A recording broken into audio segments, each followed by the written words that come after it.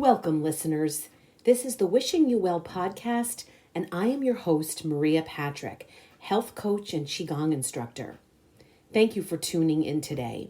This is a weekly podcast which is all about living our best lives, healthier, stronger, better, and longer.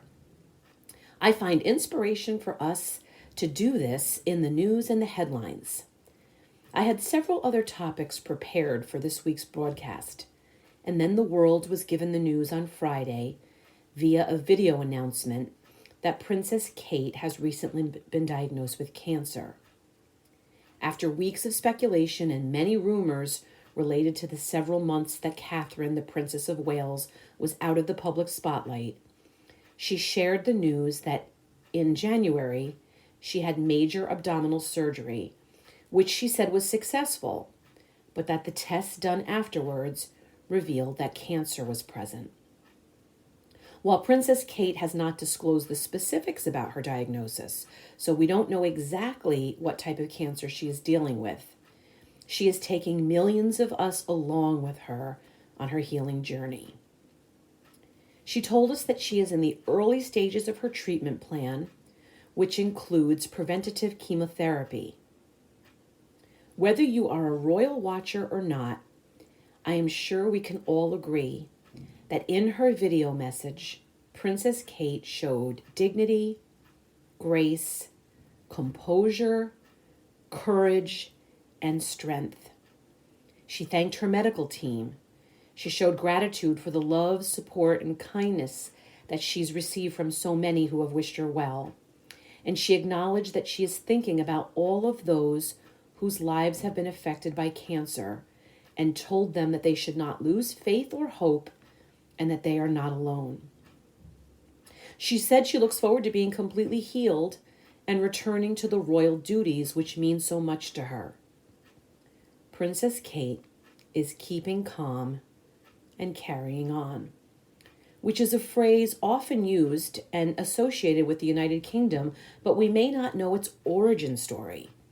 Keep calm and carry on was actually a motivational poster produced by the UK government in 1939 in preparation for World War II. The purpose was to raise the morale of the British public. They printed 2.5 million copies of the poster, but they rarely publicly displayed it. Back to Princess Kate. While asking for the time, space, and privacy to focus on her treatment and full recovery, she said that she is well and that she is getting stronger every day and that she is focusing on the things that will help her heal her mind, her body, and her spirits. So that is what I am here to focus on today, offering my help, support, and hope for anyone on this journey to get stronger, to fully recover, and to heal. Part of the recovery pathway, and an important part of it, I believe, is nutrition. I'm a very strong believer that food is medicine. There's actually a very famous quote from Hippocrates, the very famous Greek physician who is considered to be the father of modern medicine. And the quote goes like this, I'm sure you've heard it. Let food be thy medicine, and medicine be thy food. So that is our focus today. There are many resources that we can turn to for this guidance. For me, one of those is a book written by Dr. William Li, the physician and scientist who is known for leading the Angiogenesis Foundation. I'll explain more about what angiogenesis is momentarily. The book is entitled Eat to Beat Disease, and it is one of the books in my home library that doesn't spend much time on the shelf. I refer to it often for myself, my family, my friends, and my clients. Dr. Lee's TED Talk, Can We Eat to Starve Cancer, has over 11 million views. The book Eat to Beat Disease is full of a lot of helpful nutritional information, and I would love to share Dr. Lee's guidance straight from the section entitled Starve Your Disease, Feed Your Health. Dr. Lee has the science to back up his belief that the body can heal itself if it is fed the proper foods to activate its health defense systems. Dr. Lee has spent decades studying angiogenesis, which is the process our bodies use to grow and maintain blood vessels so that they will deliver oxygen and vital nutrients to all of our cells and organs. His research also focuses on the prevention of the growth of abnormal blood vessels, which could contribute to the growth of cancer within us. Dr. Lee says that if your internal angiogenesis system is healthy and strong, it will regulate itself when and where the blood vessels should grow and can prevent tumors from getting their very own private blood supply for the oxygen that they need to grow. When our bodies lose this ability to control blood vessels, a wide range of diseases can occur, including cancer. I first became acquainted with Dr. Lee when he was one of my professors in health coaching school. Hearing him talk about the foods and beverages that are naturally anti-angiogenic made me quite emotional, because I realized that the healing power was something that we've all had access to all along, and that it's as close as the local grocery store. What I love about Dr. Lee's book, as well as his online masterclass courses, is that he breaks down all of this information for us.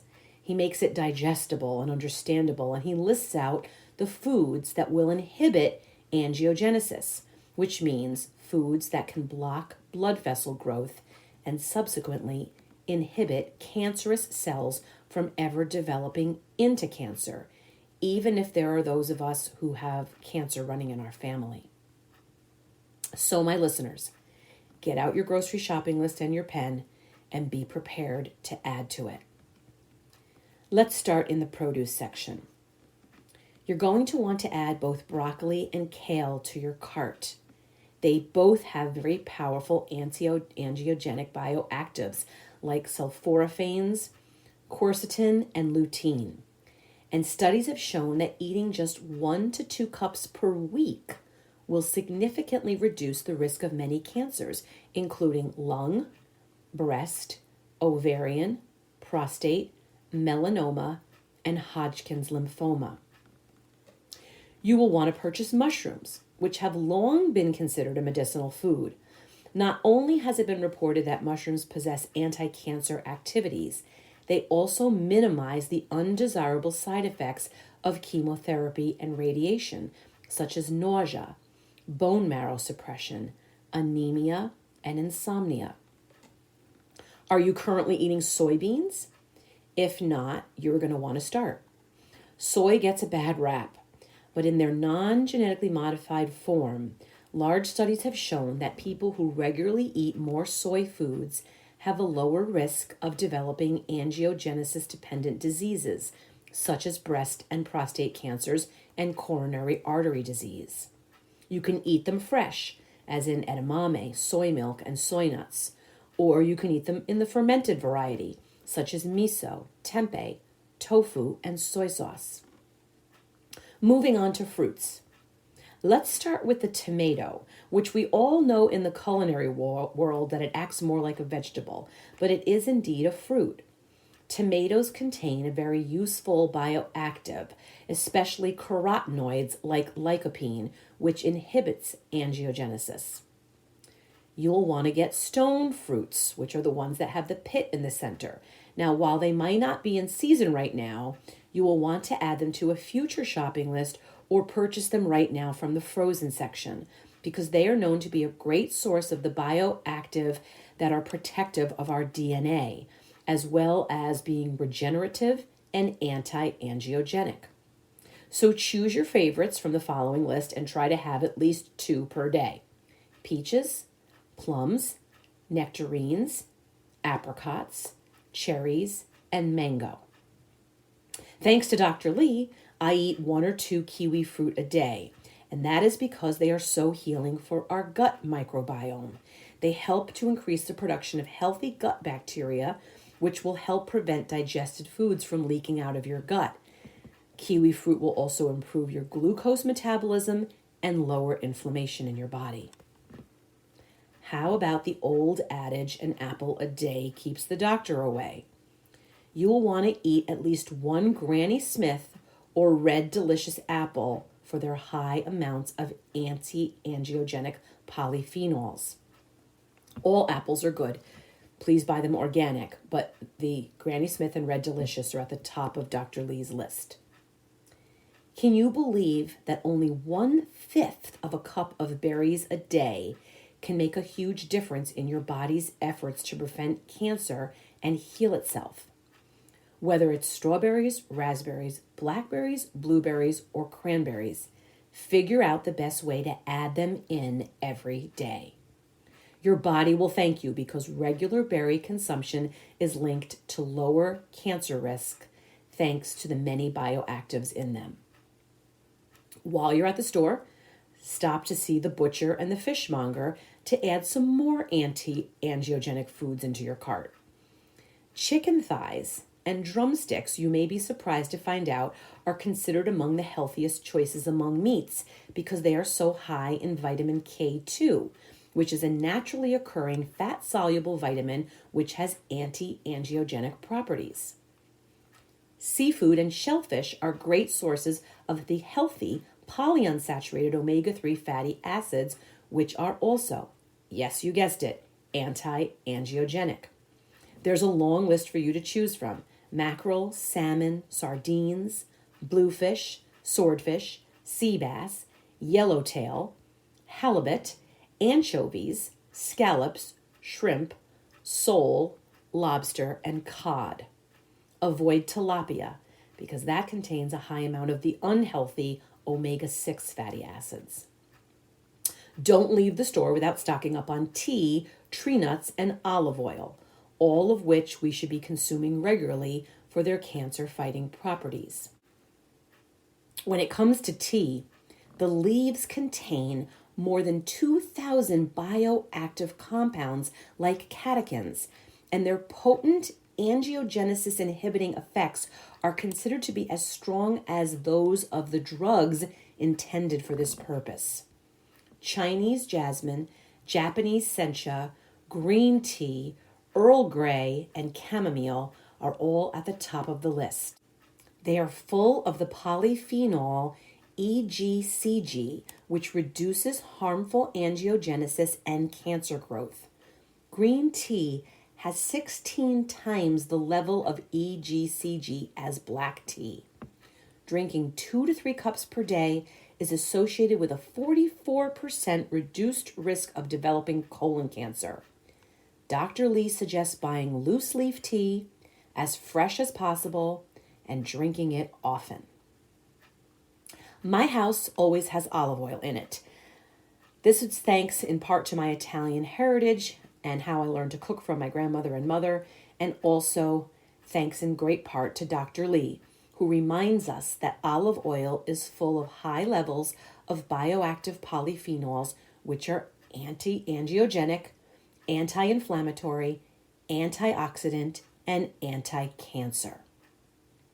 Last but not least, you will want to stock up and snack regularly on tree nuts, such as walnuts, pecans, almonds, cashews, pistachios, pine nuts, and macadamias, because they all contain very powerful and potent anti-angiogenic omega-3 polyunsaturated fatty acids. A multi-center study conducted by the Harvard University Medical School showed that just 2 servings per week of tree nuts were associated with a 57% reduced risk of death in stage 3 colon cancer patients. The great news about all of this is that I could actually go on and on about the many more foods, beverages, spices, and snacks which can add life to your years and years to your life. This research and the fact that the foods I mentioned are easily accessible and implementable into your diet give us exactly what we are looking for in this very moment. Just what Princess Kate said that she needs: hope, faith, and healing. The better news is that there are people like myself who are accessible and available to help those who need it.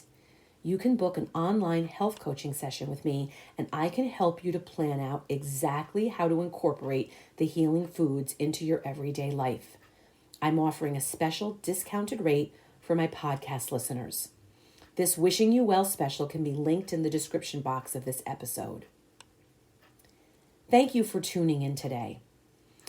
I believe that this could be the most important episode yet of my podcast, and I am both glad and grateful that you were here for it. I truly hope that you will share this episode with someone whom you care about, so we can spread the very powerful and profound message that what we eat can be our medicine if we make the right choices. As Princess Kate so beautifully said, you are not alone on this journey. Let's walk this healing and prevention path together. Be sure to follow and or subscribe to my podcast so you'll get notifications of future episodes. Remember that I am here weekly to bring you helpful health and wellness information and inspiration. And please don't forget that, as always, I am wishing you well.